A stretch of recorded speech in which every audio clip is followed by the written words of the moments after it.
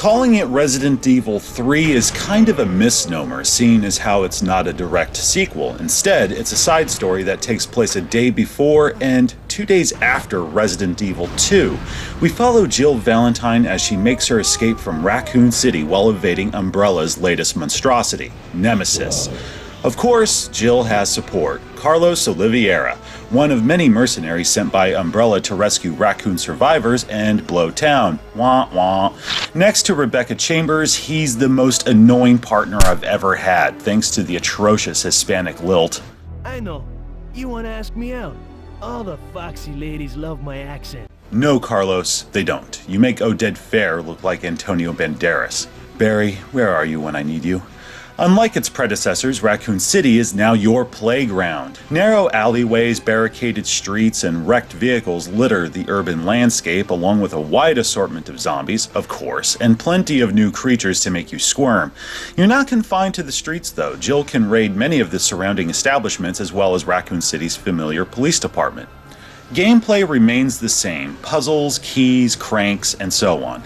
Ammo is limited, as are healing items, though the situation is much worse, for enemy encounters have doubled since the last entry. Seriously, the action is unrelenting. There's a contingent of zombies, skinned puppies, and brain suckers round every corner.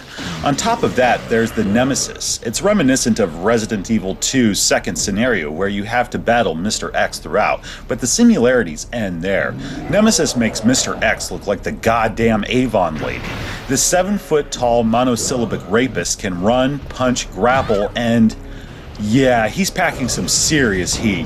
As deadly as this bastard already was, did he really need a fucking rocket launcher? Thankfully, Nemesis can run out of ammo. Regardless, it's a major pain in my virgin ass whenever he appears, which is often. You are given an option before most encounters, where you can either fight or flee. Some altercations are unavoidable, but there's usually a choice. This actually gives the game some replay value, for every choice will affect the narrative.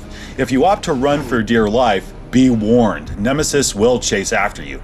Once you've blown through a few doors, you'll lose him temporarily. In addition to multiple choice, the controls received a light overhaul. For starters, you don't have to press the action button to go up and down stairs. When I first saw this, I thought to myself, sweet, makes it that much easier to avoid enemies. It's not like they can climb steps or anything. Then this happened. You bastards. There's the quick turn where you press back then run. I love this feature since turning in place could be agonizing in previous entries. Then we have the dodge mechanic, which works most of the time whether you want it to or not. You press the aim button, then action once an enemy's within reach. You may be thinking, wait, isn't that how you fire any given weapon? Yes it is! This function can lead to irrational fits of pre-adolescent rage, though it has saved my ass on several occasions, so I guess I have no right to bitch.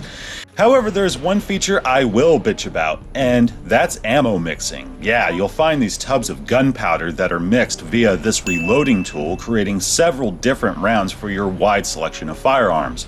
Why is this even necessary? It's not like the herbs where you can simply combine them. No, instead you need this goddamn unitasker. Just takes up space and eats into your time. Another issue I have is the difficulty. There are two options available to us, easy and hard. The latter is like every other biohazard where resources are limited. This actually sucks now that the game wants to inundate you with action. Admittedly, this does add to the fear factor, though it lacks balance. There are few instances where I can lose myself and revel in the carnage. The easy setting's a slight improvement, starting you out with a shitload of guns and plenty of ammunition, yet it still challenges the player. Really, I swear the difficulty hasn't changed at all. It's like the developers gave us an arms cache and said, here's some bullets, go nuts. I'm okay with that, I guess. It's just that now I feel like a chump. The graphics and sound are comparable to Resident Evil 2, so no complaints there, but I can't say the same for the narrative. Aside from the explosive finale, the story isn't all that memorable. Resident Evil 2 actually took the time to develop its characters, answer some questions, and it left you feeling satisfied. Nemesis doesn't. Jill has some meat, but Carlos may as well be cardboard. Hell, his teammates are more interesting than this Latin honeypot. If the developers had given Carlos his own scenario, maybe... Think about it! Whoa, yeah, maybe not. Still, it would have been nice had they given us the option. The last 2 installments gave players 2 protagonists to choose from. Resident Evil 2 upped the ante, giving both characters 2 scenarios each. Now we have Resident Evil 3, and there's only 1. I'm like, seriously? How is this an improvement? If the story were longer, more involved, I would have let it slide, but yeah. The Dreamcast version, again, utilizes the VMU, yet it only displays health this time. Not entirely sure why, but as I said in my review for number 2, it doesn't matter. Visuals are solid minus the backgrounds. They don't look any better than its PlayStation counterpart. If anything, the low-res nature of said backgrounds has been magnified somewhat now that the 3D elements look sharp as fuck. Nevertheless, I side with Sega.